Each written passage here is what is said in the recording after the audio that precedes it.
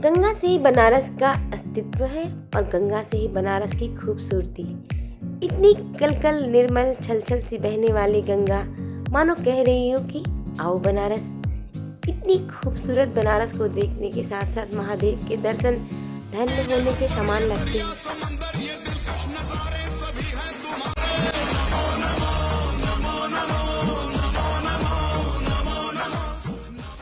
नए साल पे 2 दिनों की छुट्टियां होने की वजह से हम लोगों ने डिसाइड किया कि हम एक बहुत ही खूबसूरत से शहर को देखने जाएंगे, यानी कि हम जा रहे हैं बनारस। तो हमने 5 बजे की ट्रेन ली और 10:15 बजे रात हम बनारस जंक्शन पे पहुंच चुके थे। पिछले 2 दिनों से लगातार बारिश की वजह से बहुत ज़्यादा ठंड थी और कोहरे जैसा भी आलम था, बट हम जब बनारस पहुँचे तो बहुत अच्छा फील भी कर रहे थे क्योंकि हम बहुत एक्साइटेड थे घूमने को लेकर। तो रात में हम लोगों ने स्टे किया होटल में और दिन को हम निकले घूमने। तो सबसे पहले हम गए रामनगर किला। सबसे पहले मैं बता दूं कि यहाँ पे क्या है ना कि आप बाहर से इसकी तस्वीरें ले सकते हैं, इसकी वीडियो शूट कर सकते हैं, बट अंदर मोबाइल ले जाना अलाउड बिल्कुल भी नहीं था। इस वजह से हम लोगों ने इसके बाहर की वीडियो शूट की और साथ ही अपने अपने फ़ोटोज़ करवाए। कुछ तो हम लोगों ने ग्रुप्स फ़ोटो भी कराए। और हाँ, इस किले के अंदर एक घाट था जो कि रानियों के नहाने के लिए बनाया गया था। किले के अंदर रखी हुई चीज़ों से लग रहा था कि सच में राजे महाराजाओं की राय बहुत ही शानो शौकत से भरी होती थी। उसके बाद हम पहुँचे विंध्याचल मंदिर, यानी कि विंध्यवासिनी माँ का मंदिर। ये एक शक्तिपीठ भी है क्योंकि कथाओं के अनुसार कहा जाता है कि कंस ने 8वें पुत्र यानी कृष्ण की जगह पे जो माया को पाया था उसे इनकी दीवारों पे पटका था, जिसकी वजह से यहाँ पे माया रूपी विंध्यवासिनी माँ अवतरित हुई थी। और उसके बाद हम चले पहुँचे अष्टभुजा मंदिर, जो कि यहाँ पे विंध्याचल में 3 मंदिर हैं। एक तो विंध्याचल माँ और दूसरी अष्टभुजा मंदिर और तीसरी काली खो। इस मंदिर में जाने के सबसे पहले मैं सॉरी भगवान जी को बोलती हूँ। ऐसा इसलिए क्योंकि जब हम इस मंदिर में गए थे तो यहाँ पे भी कैमरे नॉट अलाउड थे, बट क्या है ना कि मैंने चुपके से थोड़ी सी रिकॉर्डिंग करी है मंदिर के अंदर की, क्योंकि हम लोग शाम के 6 बजे के समथिंग यहाँ पहुँचे थे और उस टाइम पे चेकिंग नहीं हो रही थी। इस मंदिर के अंदर जाने के लिए छोटी सी गुफा में प्रवेश करते हुए माता का दर्शन किया जाता है। उसके बाद हम लोगों ने बाहर की कुछ फ़ोटोज़ लिए। बाहर इंटरटेनमेंट के लिए बजरंगबली का रूप धारण कर एक आदमी बैठा था जो अपनी गदा से हम लोगों को आशीर्वाद दे रहा था। इसको देख के बच्चे भी काफ़ी खुश हो रहे थे और वो लोग भी इनके पास गए। इस मंदिर के बाद हम लोगों ने काली खो गुफा का दर्शन किया और हम लोगों ने रात में डिसाइड किया कि हम यहाँ के बाद सीधे काशी विश्वनाथ का दर्शन करेंगे, क्योंकि आज 31 की नाइट थी और 1 जनवरी को बहुत ज़्यादा भीड़ होगी। ये सोचकर हम लोगों ने आज रात में ही बाबा का दर्शन किया। यकीन मानिए, ओम नमः शिवाय के नारे से पूरा बनारस जैसे झूम रहा हो बाबा के दरबार में अपनी हाजिरी लगाने को। रात 9:30 बजे हम लोगों ने बाबा का दर्शन बहुत ही अच्छे तरीके से और बहुत ही सुंदर तरीके से किया। उसके बाद हम लोग बाहर आकर के कुछ फ़ोटोज़ लिए क्योंकि मंदिर में कैमरे और पर्स अलाउड नहीं थे। और ये सुबह की कुछ तस्वीरें हैं जो हम लोगों ने स्ट्रीट फूड खाने के टाइम पे लिए थे। स्ट्रीट फूड का मज़ा लेने के बाद हम चल पड़े अपने दूसरी मंदिर के दर्शन के लिए। और ये जो लाइन लगी देख रहे हैं ना आप, ये लाइन हमारे होटल के सामने से लगी थी बाबा के मंदिर तक। मेरे मन में बार बार यही ख्याल आ रहा था कि अच्छा हुआ कि हम लोगों ने रात में ही बाबा का दर्शन अच्छे से कर लिया, वरना इतनी लंबी लाइन में तो पूरा दिन ही बीत जाता है। इसके बाद हम चले दूसरे मंदिर, यानी काशी नरेश के द्वारा बनाए हुए गोमतेश्वर महादेव का मंदिर, कि बहुत ही खूबसूरत और बहुत ही प्यारा सा बना हुआ था। इस मंदिर में बिल्कुल भी भीड़ नहीं थी।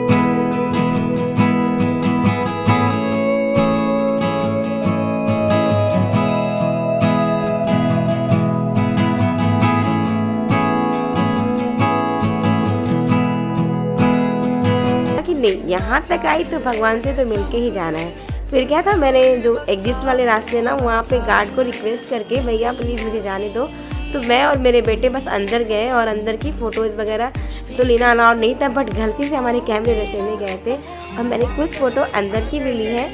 हनुमान मंदिर के बाद हम पहुँचे दुर्गा कुंड और दुर्गा कुंड पहुँच मुझे इतना अच्छा वाला फील आ रहा था ना कि मैं साल के अंतिम दिन और साल के पहले दिन सिर्फ भगवान जी का ढेर सारा आशीर्वाद मुझे मिल रहा है और भगवान से मनाती हूँ कि आप सभी लोगों को भी ढेर सारा आशीर्वाद और प्यार भगवान जी का मिलता रहे। भगवान कह रहे कि आप सब लोगों को भी जीवन में बहुत सारी खुशियाँ आए और आपने जो भी भगवान से मांगा हो वो सारी मन्नतें आपकी पूरी हो।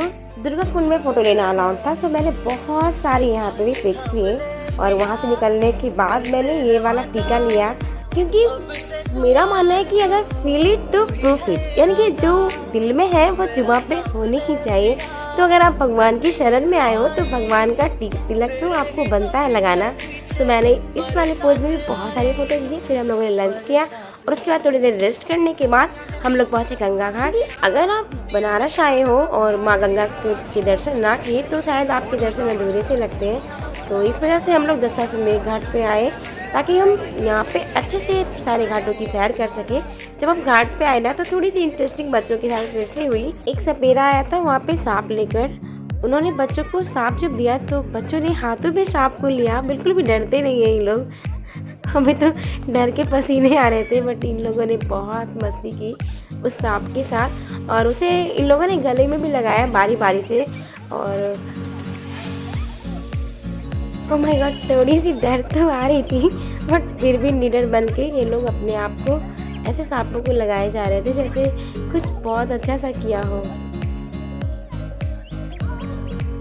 इस एडवेंचर के बाद हम लोगों ने नाव बुक की और नाव पे फिर हम लोग चल पड़े गंगा घाट की सैर को।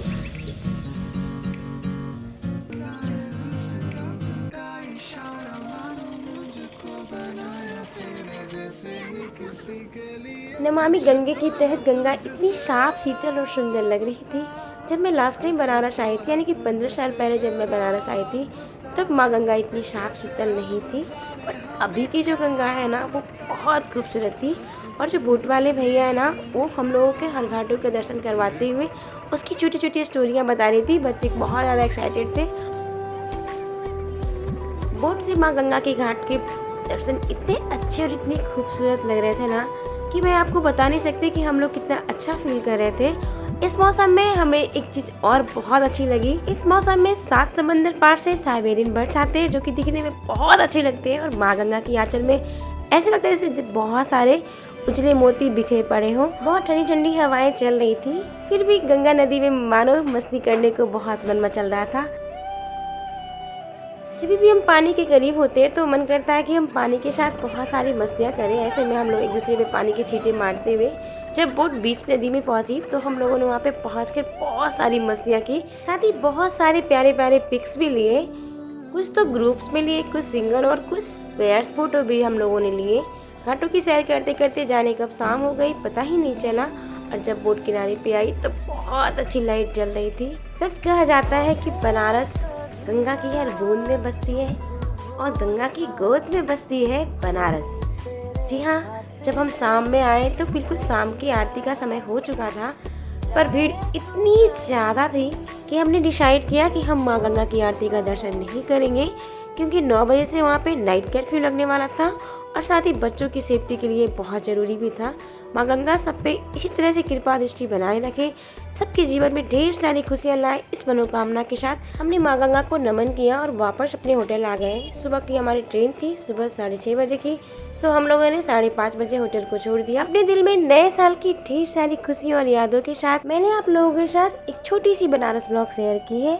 मुझे उम्मीद है कि आप लोगों को मेरे वीडियो अच्छे लगे हो। अगर अच्छा लगा हो तो प्लीज़ कमेंट्स में ज़रूर बताइए कि आप लोगों को मेरे बनारस ब्लॉग में कौन सा भाग बहुत अच्छा लगा और कौन सी जगह बहुत अच्छी लगी। मैं आपके प्यारे प्यारे कमेंट्स का बहुत बेसब्री से इंतजार करती हूँ। Thank you for watching, bye bye.